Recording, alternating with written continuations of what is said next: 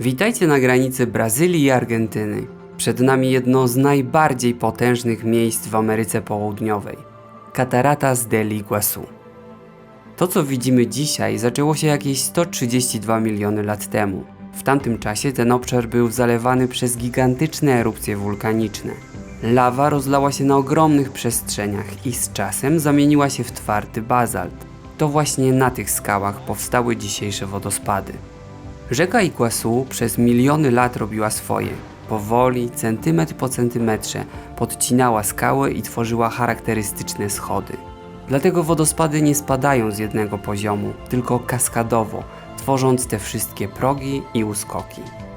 Co ciekawe, ten proces cały czas trwa. Wodospady powoli cofają się w głąb lądu. Jest to kilka centymetrów rocznie. Może wydaje się to niewiele, ale w skali czasu robi ogromną różnicę. To oznacza, że ten krajobraz cały czas się zmienia, na naszych oczach. Najbardziej spektakularnym miejscem jest tak zwany Gardziel Diabła. Ogromna, półkolista szczelina, do której wpada nawet połowa całej wody rzeki. To właśnie tam najlepiej czuć potęgę tego miejsca. Mgła unosi się w powietrzu, wszystko dudni, a widok wygląda trochę jak koniec świata.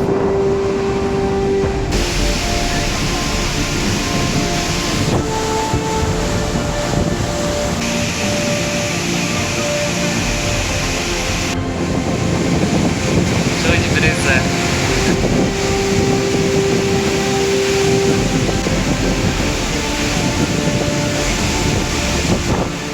Ale zanim pojawili się tu turyści, to miejsce miało zupełnie inne znaczenie.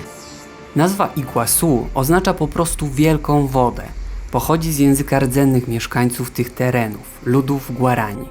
Według ich legendy ta rzeka była kiedyś spokojna i rządził nią wielki wąż, Bóg Mboi. Pewnego dnia zakochała się w sobie dwójka młodych ludzi, Naipi i Taroba. Problem w tym, że Naipi była obiecana właśnie temu Bogu. Gdy para postanowiła uciec razem, rozwścieczony Bóg rozdarł ziemię, tworząc potężne wodospady. Ich zamienił w skały i drzewo, a sam do dziś czai się w gardzieli diabła. Podobno huk wody to jego gniew. Dlatego kiedy stoisz tam i słyszysz ten huk, według legendy to nie jest tylko woda, to wciąż jego gniew. Ale patrzcie się tutaj. Wow. Pierwszy Europejczyk dotarł tu dopiero w XVI wieku, a dziś to miejsce jest chronione po obu stronach granicy, jako parki narodowe i część Światowego Dziedzictwa UNESCO. I dobrze, bo to nie jest zwykła atrakcja turystyczna, to żywy proces, natura w trakcie działania. I jedno z tych miejsc, które naprawdę trzeba zobaczyć na własne oczy, żeby zrozumieć, jak małym jesteśmy fragmentem tego świata.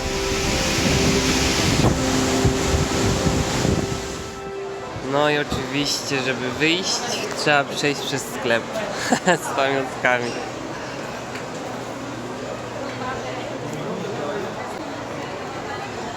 Co kogo interesuje?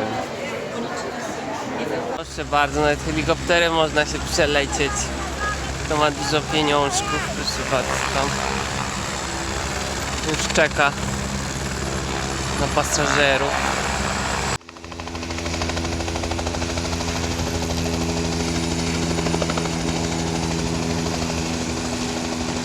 I odleciał.